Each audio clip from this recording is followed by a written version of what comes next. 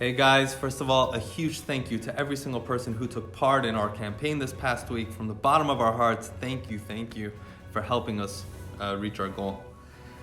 This week's Torah portion, Parshat Vayigash, opens with a dramatic confrontation between Joseph and his brothers.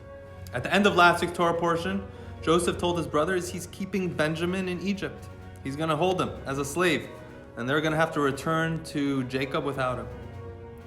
Now, as far as power dynamics go, it was an unfair match. I mean, Joseph was the epitome of a powerful person. This power was given to him by Pharaoh. He was one of the most powerful people in the world. The brothers, they were just a family. Like, this was the might of Egypt against them. Like, what are they going to do about it? What are they going to do? The beginning of this week's Torah portion, Judah steps forward.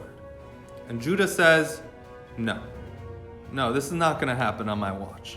I gave my word to my father. And he tells Joseph, look, if you keep Benjamin, our father's not going to make it. He already lost one son. But it was more than that. Joseph was putting his life on the line. Joseph already knew he blew it the first time when they sold Joseph as a slave. They were not going to leave their brother in Egypt. That wasn't going to happen. And this is a different kind of power. This is not the same power that Joseph has, which was power that was given to him by Pharaoh. You know, in life, we have power that comes from, you might run a company, you might be in an important position, or you might be an elected official. That's the standard idea of power that we know about.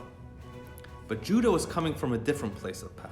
It came from inside. It came from standing up for what's right, for righting an injustice that he saw. It came from a place of conviction. He knew God was on his side. He knew he was on the right side of this argument. And he knew this was an unfair match, that he was no match for all of Egypt. That didn't make a difference. He knew that he was going to stand up for what was right. And so he stepped forward. And thank God it had a happy ending where, Joseph revealed himself to his brothers and he told them, don't worry, I forgive you for everything in the past. Go back to Jacob, tell him I'm still alive, bring the family down. But it's these two ideas of power, especially at the end of December as a Jewish nation in America, we can feel very small of our place in the world. We have to remember that our power, our standing, comes from God.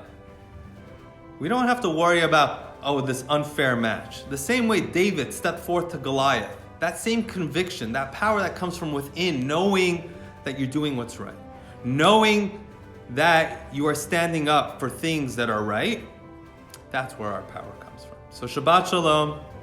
Stand tall, stand proud. Shabbat Shalom.